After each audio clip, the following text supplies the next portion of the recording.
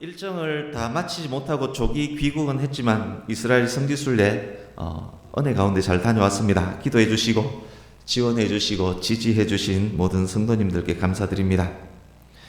성경 말씀 상당 부분의 배경이 된 그곳, 예수님께서 직접 밟고 다니셨던 그곳을 보면서 느꼈던 감사함들이 많습니다. 그 중에 느꼈던 감사함들 중에 하나가 이런 것이 있습니다. 뭐냐 하면 감사한 것이 우리 교회에서는 그래도 바른 방향으로 잘 가르치고 있었구나, 그런 느낌, 그런 감사가 있었습니다. 그래서 저도 이 순간에 말씀을 전하면서도 그것에 대해서 감사를 드립니다. 이스라엘 순례 다니던 중 오늘 본문 말씀의 배경이 되는 그 현장도 자세히 살펴보았습니다. 지금 오늘 본문으로 읽었던 이 말씀은 개척 초기 2012년도에 이 본문으로 한번 전한 적이 있습니다. 실제 현장을 살펴보면서 이 본문으로 한 번 더 전해야겠다, 그런 생각을 했습니다. 코로나19로 온 나라가 뒤숭숭한 이때 본문 말씀이 현재 대한민국과 대한민국 교회에게 하시는 말씀이라는 확신을 갖기 때문입니다. 성경 읽기 범위에서 살짝 벗어나기는 하지만 오늘 읽었던 이 본문으로 다음 주에도 전하려고 합니다. 역시 본문이 현재 대한민국과 대한민국 교회를 향한 말씀, 저와 여러분을 향한 말씀이라는 확신 때문입니다. 우리나라 여성들이 특히 좋아하는 가방이 있습니다. 우리 교회 성도님들 중에 들고 다니는 것을 제가 실제로 보지는 못했습니다만, 대학생, 직장인, 주부 할 것 없이 많은 사람들이 갖고 싶어하는 가방입니다.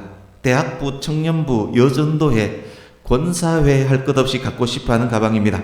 제가 보기에는 그냥 볼품없는, 화려하지 않는 누리끼리한 똥색입니다. 가방 내부를 보셨는지 모르겠습니다만 내부를 봐도 특별한 것이 없습니다. 그냥 천 조각만 이렇게 붙여서 꼬매놨습니다. 또 색도 별로 아름답지 않습니다. 어떤 기능도 없습니다. 보통 가방 보면 안에 여러 개 자크가 있고 이렇게 수납함이 여러 곳에 있는데 그것은 수납함도 없습니다. 별다른 기능, 별다른 장식도 없는데 많은 사람들이 갖고 싶어 합니다. 여기 계신 우리 집사님, 여집사님들 아마 분명 갖고 싶어 할 것입니다. 그리고 남자 집사님들은 우리 아내에게 그것을 선물로 하고 싶다, 이런 생각 분명히 갖고 있을 것입니다. 우리는 있습니까? 그런 마음이 없답니다. 우리는 그런 가방을 명품백이라고 부릅니다. 저는 누에똥이라고 부릅니다. 조그만 지갑 하나에 수십만 원 기본입니다. 크지 않는 가방 하나가 수백만 원, 수천만 원에도 이릅니다. 명품백에 대한 이 생각과 함께 본문으로 들어가 보겠습니다. 25절 보십시오. 여로보암이라는 왕이 등장합니다. 여로보암이 어떤 인물인지 알기 위해서 본문 배경을 짧게 살펴보겠습니다. 위대한 왕 다윗의 뒤를 이어 아들 솔로몬이 왕이 됩니다. 다윗은 성전 지을 준비를 했고 솔로몬은 성전을 완공했습니다. 7년 긴 공사를 거쳐서 하나님의 이름을 위한 하나님의 집, 거룩하고 장엄하고 아름다운 성전을 예루살렘에 건축했습니다. 성전 완공 후에 지성소에 언약궤를 드리고 감사와 기쁨의 기도를 올려드리는 솔로몬의 모습, 너무도 아름답습니다. 낙성식과 함께 여호와께 제사를 드리는 모습, 모두 장엄하고 아름다운 모습입니다. 그런데 통치 말년 지혜로운 왕 솔로몬이 타락하기 시작합니다. 1000여 명의 여인을 거느리는 왕이 됩니다. 이방 여인들을 아내로 맞이합니다. 이방 여인을 아내로 맞이하는 것은 율법에서 금하는 것입니다.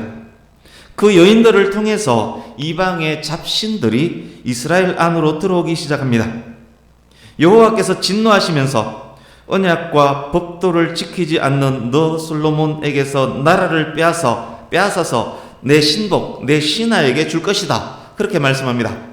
이어서 하시는 말씀이, 그러나 네 아비 다윗을 생각해서 너의 세대에서는 참겠다.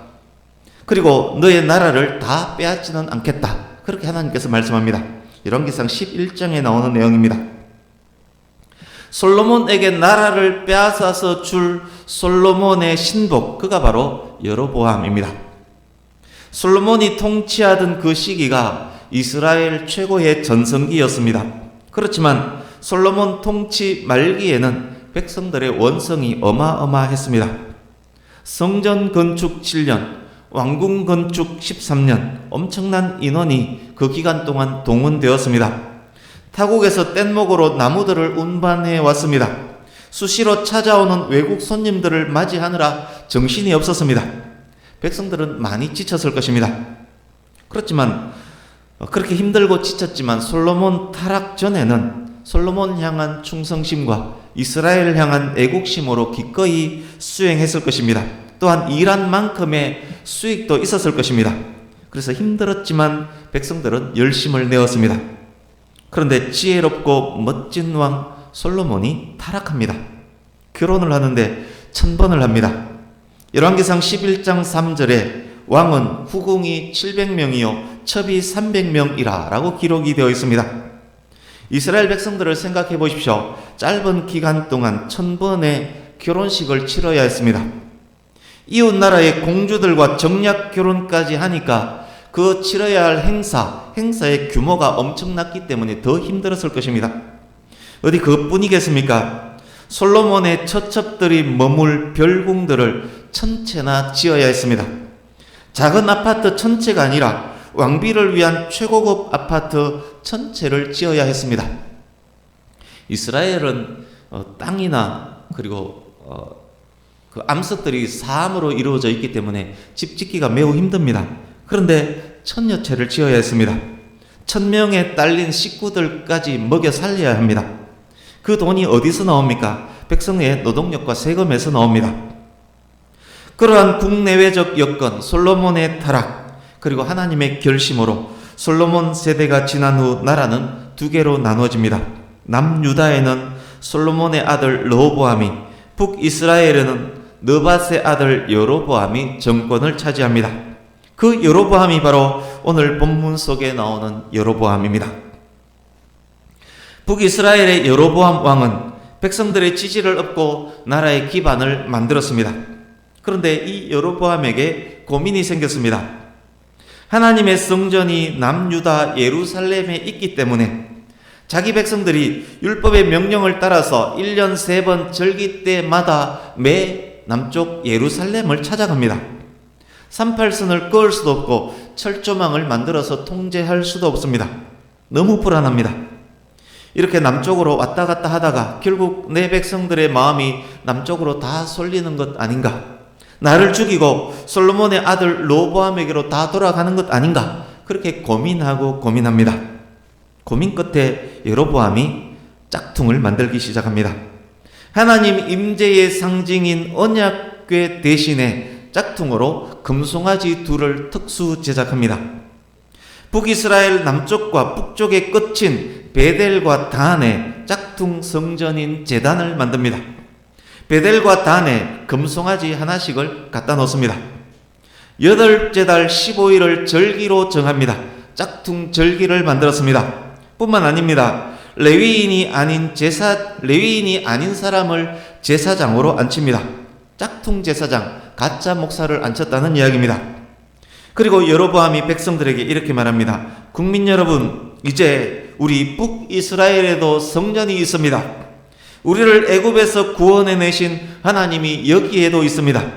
제사장도 있습니다. 이제 저 멀리 예루살렘까지 가지 않아도 예배할 수 있습니다.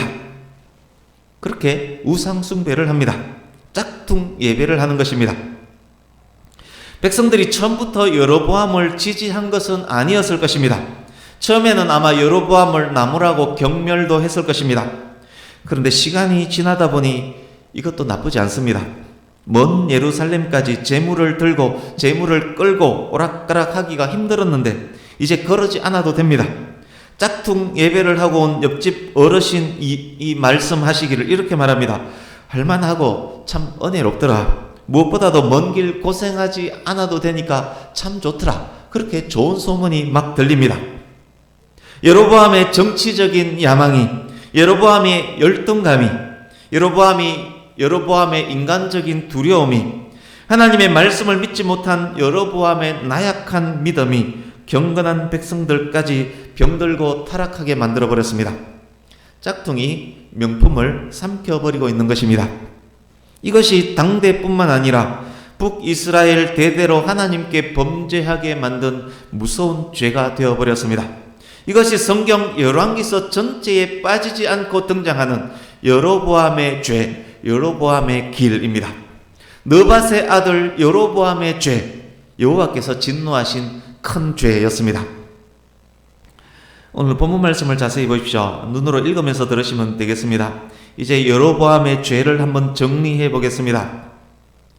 여로보암의 죄는 한마디로 말하면 우상 숭배입니다. 그래서 여로보암의 죄, 이렇게 큰 제목을, 아주 큰 제목 여로보암의 죄 딱 썼습니다. 그리고 그 밑에 작은 큰 제목 여로보암의 죄는 우상 숭배, 짝퉁 예배입니다.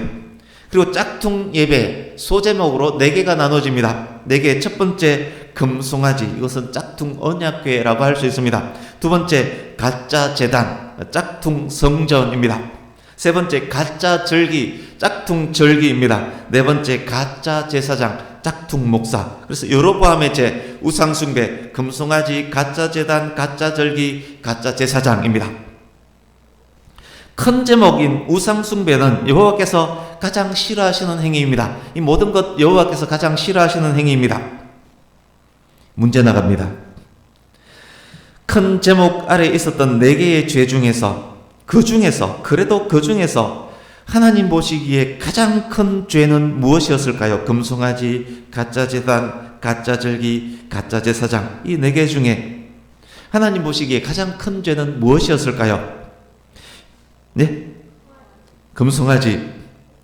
그러니까 가짜 임재, 가짜 예배당, 가짜 절기, 가짜 목사 중 무엇이 우상 숭배에 가장 크게 기여한다라고 생각하는지에 대한 문제입니다. 네? 금송아지?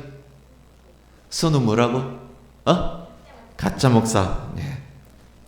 우리 선우가 주일학교 예배할 때 얼마나 잘 쪽쪽 이렇게 말씀을 빨아들이는지 모릅니다. 열왕기상 13장 33절 34절을 같이 읽어보겠습니다. 열왕기상 13장 33, 34절 13장 33, 34절 같이 읽습니다. 시작. 여로보암이 이 일 후에도 그의 악한 길에서 떠나 돌이키지 아니하고 다시 일반 백성을 산당의 제사장으로 삼되 누구든지 자원하면 그 사람을 산당의 제사장으로 삼았으므로 이 일이 여로보암 집의 죄가 되어 그 집이 땅 위에서 끊어져 멸망하게 되니라. 아멘. 답을 아시겠습니까? 선우가 정확하게 답을 맞췄습니다. 얼마나 훌륭합니까? 근데 이제 13장, 14장 전체를 읽어보면 다른 쪽에 포커스를 맞추는 그런 부분도 있습니다만, 그렇지만 13장 33, 34절을 읽어보면 우상 숭배에 가장 크게 기여했던 것은 가짜 제사장이었습니다. 그래서 사이비의 교주가 얼마나 큰 영향을 미치는지 우리가 지금 보고 있지 않습니까? 목회자가 잘못 쓰면, 바로 쓰지 못하면 얼마나 성도에게 악 영향을 미치는지 오늘 본문을 통해서 우리가 자세히 알 수 있는 것입니다. 여로보암의 죄, 우상 숭배 중 여로보암의 집을 망하게 한 직접적 원인이 된 가장 큰 죄가 짝퉁 제사장을 삼은 것이라는 그런 말씀입니다. 민수기 3장 10절 말씀 제가 읽어드리겠습니다. 너는 아론과 그의 아들들을 세워 제사장 직무를 행하게 하라. 외인이 가까이 하면 죽임을 당할 것이라. 제사장 아닌 외인이 성전에 가까이 하면 죽는다라고 말씀합니다. 율법에서는 성전에 있는 기물 하나하나까지 다 거룩하게 구별하도록 했습니다. 스가랴서 14장에 보면 말방울에도 여호와께 성결이라고 명시하게 했습니다. 하나님께 바쳐진 제사장은 더욱 구별되고 성별되어야 함은 지극히 당연하지 않았겠습니까? 여로보암의 죄는 한마디로 짝퉁으로 하나님을 예배한 죄입니다. 그 중에 가장 큰 죄가 될 수 있는 것은 가짜 제사장이었습니다. 자기 자신의 정치적 입지나 안정, 자기 생명의 보존을 위해서 가짜 하나님, 가짜 성전, 가짜 절기, 가짜 제사장을 만들어서 가짜 예배를 드린 것, 그것이 여로보암의 죄입니다. 여러분 혹시 빈폴이라는 상표에 바퀴가 3개 있는 자전거 본 적 있지 않습니까? 그리고 애매하게 나이스를 보지 않았습니까? 아디도스도 보지 않았습니까? 샤넬도 여러분 보지 않았습니까? 그리고 루이비통 보시면 L하고 V자가 이상하게 쓰여 있는, 색깔은 똑같은 그런 가짜 보지 않았습니까? 삼성전자도 있습니다. 너후나 아시지 않습니까? 나우나, 넘진, 주용필, 조영필, 패튀김 보지 않았습니까? 혹 이것 아십니까? 이미테이션 가수가 오리지널보다 더 노래를 잘 부를 수도 있습니다. 누에 똥을 루이비통 본사 사장님조차도 진짜로 착각하게 만들 수 있습니다. 옛날 어떤 기사에서 그것을 제가 읽었습니다. 루이비통 본사 사장이 한국에서 짝퉁과 명품을 갖다 놓고 골라라 라고 했을 때 짝퉁을 골랐다라는 이야기를 들은 적이 있습니다. 이렇게 물어볼 수도 있을 것입니다. 짝퉁이 진짜보다 더 진짜 같으면 그 짝퉁 참 좋은 것 아닙니까? 정말 그런 것일까요? 여러분, 짝퉁이 왜 있는 것일까요? 누에 똥이 있는 것은 루이비통이 있기 때문입니다. 아디도스가 있는 것은 아디다스가 있기 때문입니다. 넘진이 있는 것은 남진이 있기 때문입니다.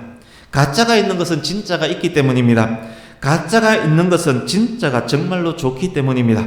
진짜가 위대하면 위대할수록 가짜가 많습니다.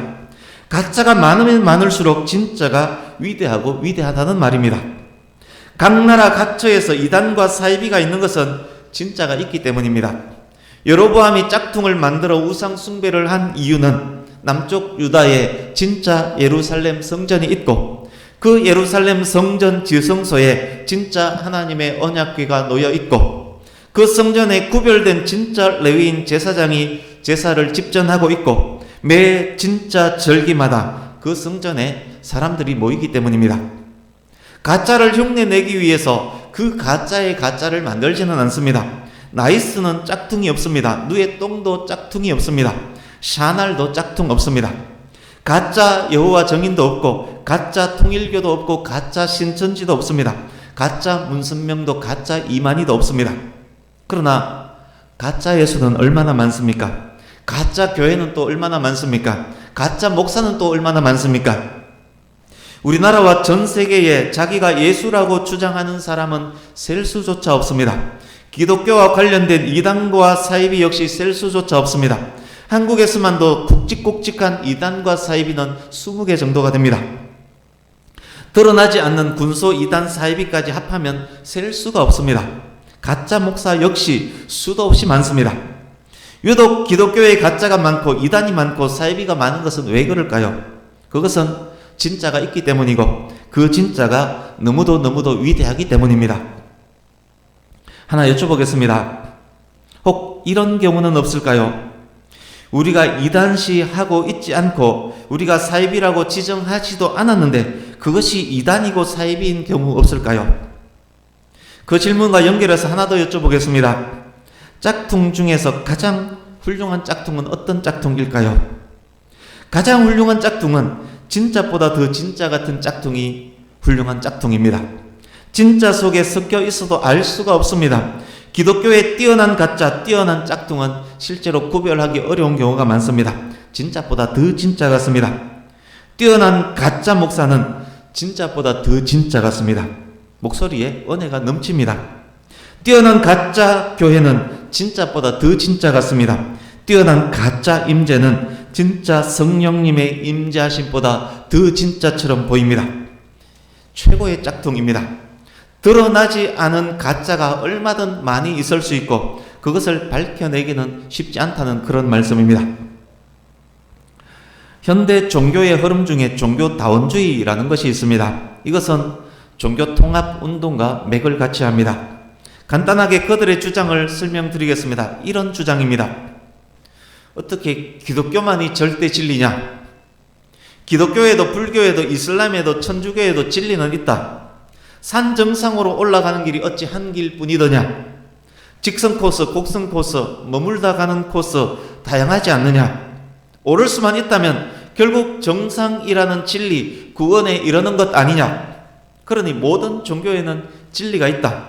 기독교 너희들 너무 배타적으로 그러지 마라. 자, 그러니 우리 모두 함께 손을 잡자. 진리를 향해 평화롭게 종교 간 교류를 하자. 아예 종교를 통합해버리면 더 좋지 않겠니? 어차피 우리는 한 세계가 아니냐. 위아더 월드. 이게 종교 통합 운동입니다. 그래서 석탄일에 어느 교회에서 석가탄신을 축하합니다라고 현수막을 걸어줍니다. 이 진보적인 종교 통합 운동에 앞서는 교단에는 실제로 그런 일들이 있습니다. 성탄절에 모 사찰 주지성이 축성탄 현수막을 겁니다. 최근 기사에서 이런 것 읽었습니다. 총신대면 우리나라에서 앞서가는 신학교입니다. 총신대 재단 이사장이 불교계 대학 총장으로 선임되는 일이 3월 초에 있었습니다. 최근의 일입니다. 이것 역시 종교다원주의, 종교통합과 관련이 있습니다. 매우 그럴듯해 보이지 않습니까? 상당히 멋져 보이지 않습니까? 산을 오르다 보면 정상 가는 길 다양한 것 맞지 않습니까? 그렇지만 이것은 가장 심각한 이단 중의 이단입니다. 앞으로 수없이 성도를 미혹하게 될 이단입니다. 짝퉁을 명품과 섞어서 함께 사용하자는 것입니다. 가짜를 진짜와 섞어서 잡탕을 만들어서 전부를 가짜화하려는 사탄의 시도입니다. 진리와 구원의 문제는 정상으로 가는 길이 다양하게 있는 것 아니냐라고 주장해서 될 일이 아닙니다. 이것은 자기가 있는 산이 무슨 산인지를 확인해야 되는 그런 부분입니다. 어떤 사람이 어떤 높은 산을 하루 수십 번 정상까지 왔다 갔다 할지라도 만일 그 산 자체가 진리의 산이 아니라면, 그 산이 곧 화산 폭발할 산이라면, 곧 그 산에 미사일이 떨어질 것이라면 그가 정상에 있더라도 그는 구원받을 수 없습니다. 어떤 사람이 힘이 없고 연약해서 자기가 머무는 산 중턱까지도 못 가봤을지라도 그 산 자체가 진리의 산이라면, 다른 산들은 다 물에 잠기더라도 그 산만이 안전하다면 그 산에 거하는 사람은 살아남을 수 있을 것입니다. 이것은 정상으로 가느냐 마느냐의 문제가 아니라 어느 산에 거하고 있느냐의 문제입니다. 성능 좋은 비싼 짝퉁이라고 자랑할 것이 아니라 명품이냐 아니냐를 따져야 하는 것입니다. 비록 1,000원짜리 가방일지라도 그것이 명품 회사 본사에서 인정하는 자사 제품이라면 그것은 명품입니다. 그것을 본사에 갖고 가면 진품으로 인정해주고 AS도 해줍니다. 그러나 진짜 다이아몬드를 박아놓은 수천만 원 상당의 누에똥 짝퉁 가방일지라도 그것이 짝퉁이라면 그것을 들고 아무리 본사로 가서 AS 요청하더라도 AS는커녕 도리어 고발당하고 말 것입니다. 이점에서 OX 문제 2개 내겠습니다. 선우 또 분발해 주시기 바랍니다. 상당히 애매하고 어려운 문제입니다. 그렇지만 매우 중요한 문제입니다. 그러니 맞고 틀리고 상관하지 마시고 자기 생각대로 OX 표해 주시면 참 좋겠습니다. 첫 번째 문제 나갑니다. 성경 말씀은 진리이다. O. 네. X. 두 번째 문제 나갑니다. 분명 제가 안 든 분 있는 거 봤습니다. 두 번째 문제. 예수님은 길이요 진리요 생명이시다. O. X. 네. 정답은 제가 조금 후 말씀드리겠습니다. X. 선우는 X. O. 네. 선우. 네. 선우 분발하고 있습니다. 맞는지는 이따가 확인해 드리겠습니다. 이 말씀 기억하시고, 저는 예전에 이 본문을 한번 전했기 때문에 다 맞출 줄 알았습니다만, 네. 먼저 말씀 두 곳을 우리 같이 읽어보겠습니다. 주보를 보십시오. 주보 오른쪽 하단에 있는 요한복음 14장 6절 그리고 사도행전 4장 12절 같이 읽어보겠습니다. 이어서 같이 읽어봅니다. 시작. 예수께서 이러시되 내가 곧 길이요 진리요 생명이니 나로 말미암지 않고는 아버지께로 올 자가 없느니라. 다른 이로서는 구원을 받을 수 없나니 천하 사람 중에 구원을 받을 만한 다른 이름을 우리에게 주신 일이 없음이라 하였더라. 아멘. 나로 말미암지 않고는 아버지께로 올 자가 없느니라. 구원받을 만한 다른 이름을 우리에게 주신 일이 없음이라. 짝퉁으로는 하나님 아버지께 갈 수 없다는 말씀입니다. 짝퉁으로는 구원을 받을 수 없다는 말입니다. 이제 조금 전 내드린 OX 문제 답을 말씀드리겠습니다. 제가 드리는 답은 약간 꼬였기 때문에, 꼬인 문제이기 때문에 틀렸다라고 마음 아파할 건 없습니다. 답은, 제가 의도하는 답은 둘 다 X입니다. 틀렸다고 슬퍼하고 노하실 필요는 없습니다. 문제에 말씀드렸듯이 함정이 있었습니다. 그렇지만 항상 이 문제와 이 문제의 답을 기억하고 여러분께서는 사셔야 합니다. 설명드리겠습니다. 성경 말씀은 진리이다. 틀렸습니다. 만약 성경 말씀은 진리이다를 O라고 한다면 코라는 진리이다 라는 말도 O가 될 수 있습니다. 그들 입장에서는 얼마든지 O가 될 수 있습니다. 예수님은 길이요 진리요 생명이다. 틀렸습니다. 만약 O라고 한다면 석가도 길이요 진리요 생명이다 라는 말도 O가 될 수 있습니다. 어떻게 하면 O가 되느냐? 성경 말씀은 유일한 진리이다. 이게 O입니다. 예수님은 유일한 길이요 유일한 진리요 유일한 생명이다 라고 해야만 O입니다. 방금 읽었던 두 개 말씀이 바로 그래서 이 말씀과 연결 지어야 합니다. 나로 말미암지 않고는 아무도 아버지께 갈 수 없다. 천하 사람 중에 구원받을 다른 이름을 주신 적이 없다. 성경 말씀은 유일한 진리이다. 예수님은 유일한 길이요 유일한 진리요 유일한 생명이다. 이게 정확하게 O입니다. 아까 X라고 했지만 틀린 말은 아니지만 정확하게 하면 성경 말씀은 유일한 진리이다. 유일한 길이요 유일한 진리요 유일한 생명이 예수님이다 라고 해야만 O입니다. 이것을 정확하게 우리 마음의 개념으로 잡아두야만 종교통합에 이끌리지 않을 수가 있습니다. 하나님께 갈 수 있는 유일한 길, 유일한 구원의 길이 그리스도 예수라는 말씀입니다. 짝퉁 말씀은, 짝퉁 임재는, 짝퉁 목사는 다른 길이 있는 듯 없는 듯 말할 수 있습니다. 우상을 섬겨도 구원을 받을 수 있는 듯 없는 듯 말합니다.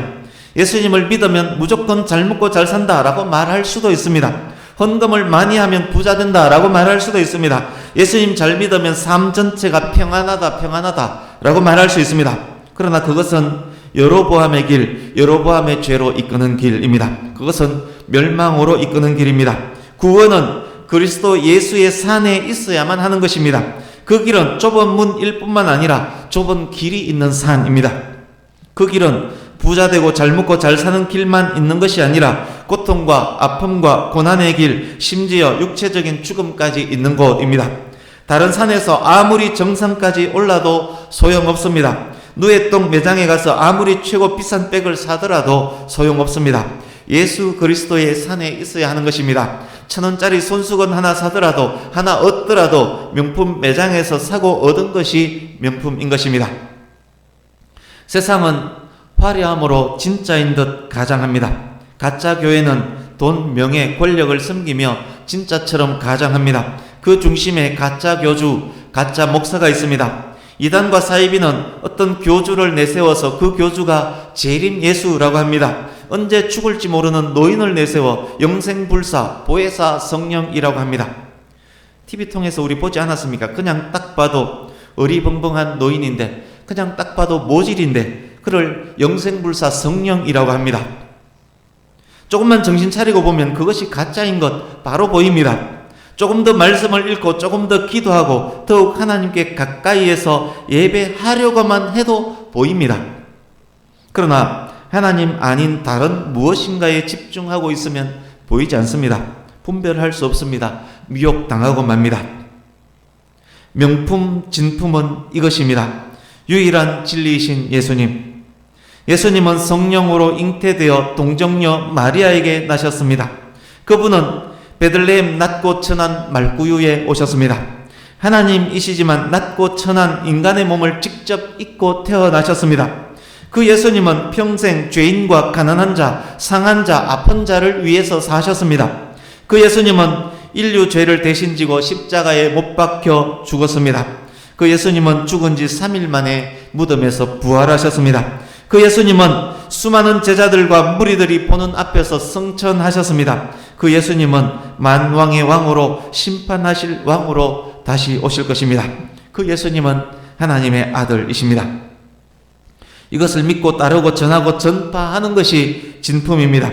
진품 성전, 진품 교회, 진품 목사, 진품 절기를 지키는 것이 바로 그것입니다.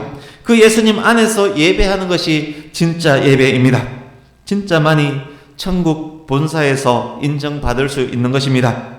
비록 내 삶이 싸구려였을지라도, 내 삶이 가난하고 아팠을지라도, 내 삶이 사람들 보기에 볼품이 없을지라도, 유일한 진리이신 예수 그리스도, 십자가에 못 박힌 그리스도, 인류를 위해 인간의 몸을 입고 낮고 천한 말구유로 오신 그리스도, 그 예수님이 나의 구주시라면 그 사람의 삶은 진품의 삶인 것입니다. 비록 세상에서는 그것이 인정받지 못했을지라도 천국 본사에서는 그것을 진품으로 인정하는 것입니다. 세상에는 짝퉁이 많습니다. 짝퉁 목회자도 많습니다. 짝퉁들은 짝퉁을 진품이라고 우깁니다. 짝퉁 성도들도 얼마나 많은지 모릅니다. 짝퉁을 진품이라고 짝퉁이 떠들면 그것을 좋게 여기고 아멘 아멘 할렐루야 소리칩니다. 말씀 한 곳을 결론으로 읽고 마치려고 합니다. 지금까지 나눴던 모든 말씀을 기억하시고, 그리고 오늘날 대한민국 교회의 현실, 성도들의 현실을 기억하시면서 읽으면 좋겠습니다. 예레미야서 5장으로 갑니다. 그리고 우리의 삶, 우리의 예배, 우리의 신앙을 되돌아보면서 읽으시면 좋겠습니다. 예레미야서 5장 30절 31절을 같이 읽습니다.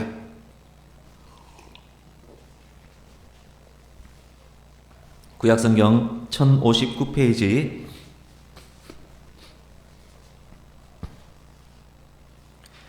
예레미야 5장 30절 31절 같이 읽습니다. 시작. 이 땅에 무섭고 놀라운 일이 있도다. 선지자들은 거짓을 예언하며 제사장들은 자기 권력으로 다스리며 내 백성은 그것을 좋게 여기니 마지막에는 너희가 어찌하려느냐. 아멘. 이 시간 저와 여러분에게 말씀하는 하나님의 음성입니다. 엄중한 목소리로, 엄중한 경고의 말씀으로 우리가 들어야 할 것입니다. 무섭고 놀라운 일이 있도다. 선지자들은, 목회자들은 거짓을 예언하며 제사장들은 자기 권력으로 교회를 다스리고 자기 권력으로 교회를 다스리려고 하고, 성도들은 앉아서 아멘 아멘 소리치고 있고 이러고 있으니 마지막에는 너희 교회, 너희 성도가 도대체 어찌하려고 이러고 있느냐. 예레미야 시대에 있었던 무섭고 놀라운 일이 지금도 벌어지고 있습니다. 더 심각합니다. 하나님께서 우리에게 묻고 계십니다. 마지막에는 너희가 어찌하려느냐. 마지막 때입니다. 여러분 어찌하려 하십니까? 어찌해야 하겠습니까? 더욱 말씀으로, 더욱 십자가로, 더욱 하나님께로, 더욱 기본으로, 더욱 첫사랑으로 돌이켜야 하지 않겠습니까? 이 자리에 계신 성도님 여러분 모두가, 우리 교회가 더욱 기본으로, 더욱 첫사랑으로 돌이키는 귀한 시간이 오늘 이때가 되기를 예수님 이름으로 축복합니다. 아멘. 기도하겠습니다.